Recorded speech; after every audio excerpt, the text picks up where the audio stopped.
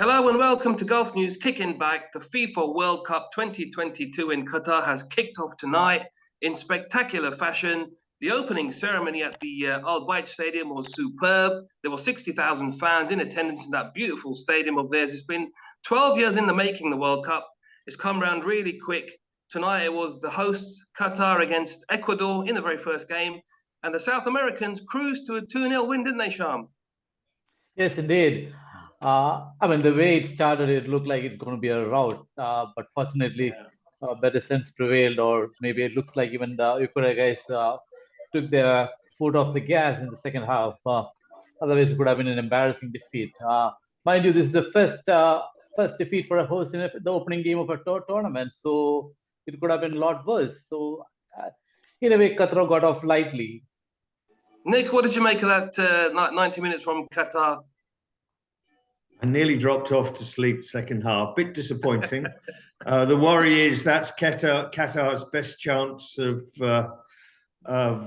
getting points or making an impact, with the other members of that group being Senegal and Netherlands. So we wish them well, but bit disappointing. They only had 2 touches in the opposition's penalty area, but maybe pressure got to them. They've been building up for so long. 6 months they've been in a camp getting ready for this. Perhaps it was just too much, but you know, we're off and kicking, and let's hope for bigger and better in the next few days. Shamsir, I mean, I don't think anyone's too surprised. I mean, to be fair, Ecuador play against the likes of Argentina. They play regularly against Brazil. They play against Uruguay. We know who Qatar, have to play against. So it's a real mismatch in terms of quality, isn't it, really? It is indeed, because Ecuador qualified from the Commonwealth qualification, finishing 4th in the qualifying groups, and that itself shows their quality. And it's a very young squad, and Alfaro is building a squad for the future as well, because you can see the players, Moises Caicedo, Sanchez, all these guys, very young, energetic, and the physicality of that side. Qatar had no answer to that. They were struggling all over the pitch, and I expected Qatar in front of their fans, putting up a show or a fight or something like that, but it was nothing show, to be honest, and there was hardly any shots on target. It was 0 shots on target from Qatar. That is the most disappointing thing. And one corner they got, that was right towards the end of the game. So there was nothing from the Qatar's point of view. They were nervous, a lot of jitters. Yeah, we expect these kind of sides to struggle in the World Cup, but some fight I expected from them. There was nothing. Yeah, Sham, like Shamsir says, it really was a very nervous display. Maybe the occasion got to the Qatari players, playing in front of 60,000 fans and a global audience of 5 billion. So perhaps there's a bit of that, but there just didn't seem to be any sort of cohesion in the team. You couldn't really see what the tactics were. They were playing a 5 at the back, but the fullbacks weren't pushing on. It was a strange it was a very disappointing performance from them today. I would say they're disappointing in all aspects. But to be charitable to the Qataris, tournament play is different, and World Cup is on a different level altogether. It's not easy for debutants to come and put their best foot forward. I mean, they were shell-shocked, absolutely shell-shocked, and they hardly strung together a move. And the 2 touches they got in the game was rather were long-range efforts, actually. So they didn't make much of an attempt to string together what do you call a cohesive game. Not just that, when you play with 5 backs, that itself gives away your game plan. That means you're going to be absolutely defensive, and which is understandable from the coach Sanchez's point of view, because they would rather don't want to concede too many goals. But against teams like any Latin American team, it's not a good strategy. Not just that, there has been some noticeable change in the strategy in the second half, with the center backs pushing play a slightly higher line, which allowed them to cut off their wingers pretty better than in the first half. So all in all, a nervous bunch which looked out of depth against a quality side.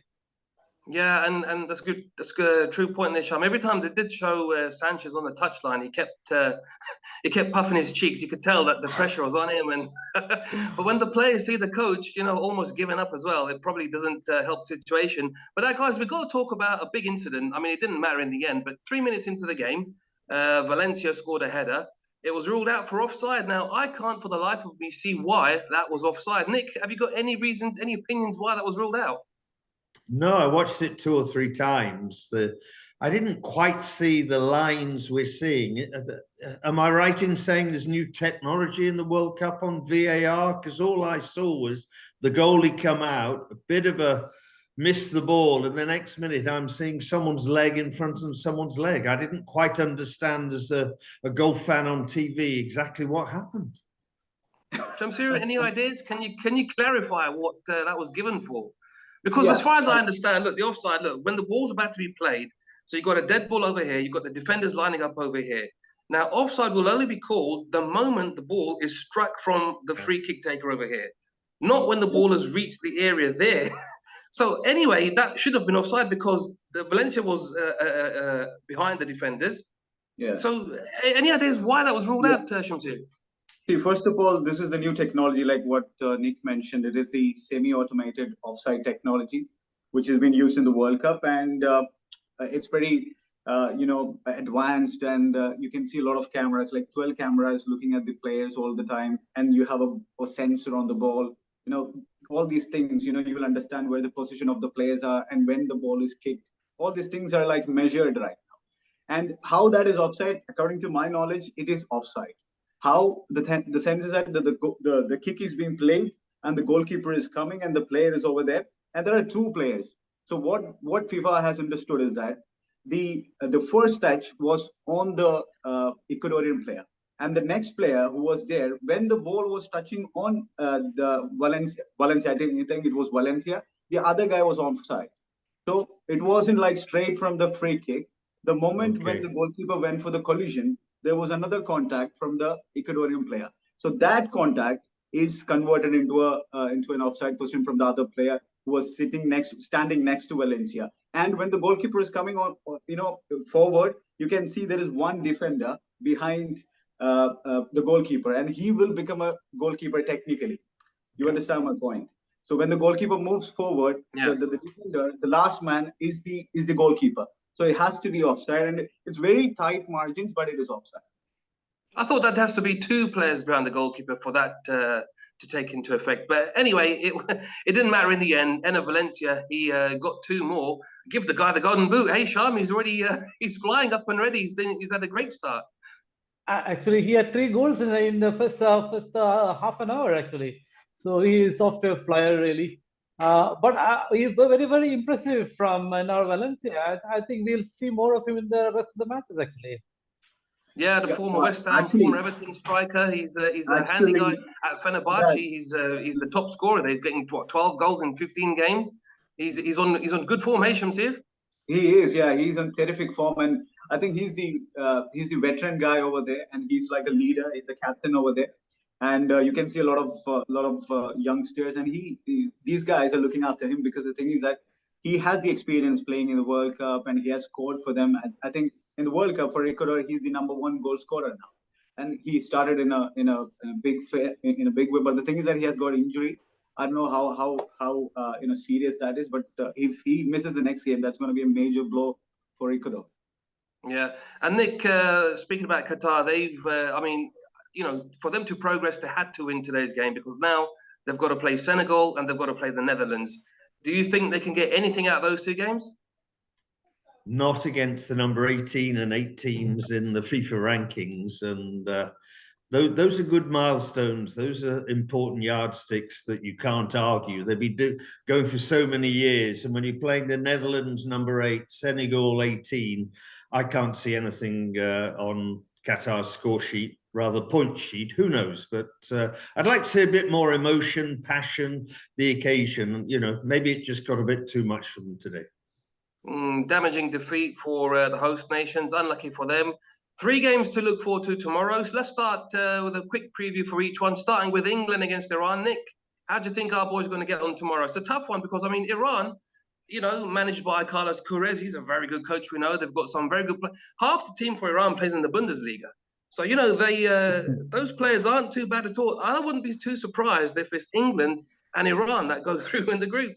How do you think we're going to get on tomorrow, Nick? We can't lose our opening match. Southgate, does he go with his trusted people or form? He's kind of a reserve manager who's always gone with his trusted players rather than form. We'll see how it goes, but we cannot lose that opening match. I'm very positive. I think we're going to go a long way.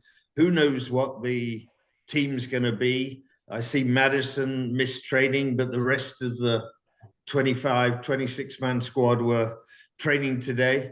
And very exciting. Let's go for it. And let's get on the front foot. I always think we're a bit back foot to begin with and protect not losing. I'd like to see in a World Cup, Southgate, particularly in a manager, being on the front foot. Let's go for it. Get some goals. And Sham, Senegal are playing Netherlands tomorrow. And obviously Senegal dealt that huge blow, losing the main man, Sadio Mane. Will that adversely affect them tomorrow against the Netherlands? Yeah, I think so, because he's the talismanic player, and I think there's a lot of confidence riding on when he's on the field. So that will certainly affect their prospects, but they have, I guess they have the depth to overcome that, but they will not be the same side which won the African Nations Cup. But I think tomorrow, for me, that is the match I'm looking forward to, because Netherlands is one of the, to me, they play like Latin Americans. I call them the Latin Americans of Europe, actually, because they have a very free-flowing game. So I look forward to, and also the Senegalese play a very unpredictable game. They play with boundless joy, really. So it's a kind of they enjoy their football. So it makes for a good spectacle, and that is the game more than England match. I would look forward to Netherlands-Senegal match tomorrow. Yeah, that one's going to be good. And Shamsir, final word: Wales against the USA. Your boy Pulisic is playing obviously for the USA, but do you think Gareth Bale at 33 can show some life and propel Wales out of that group?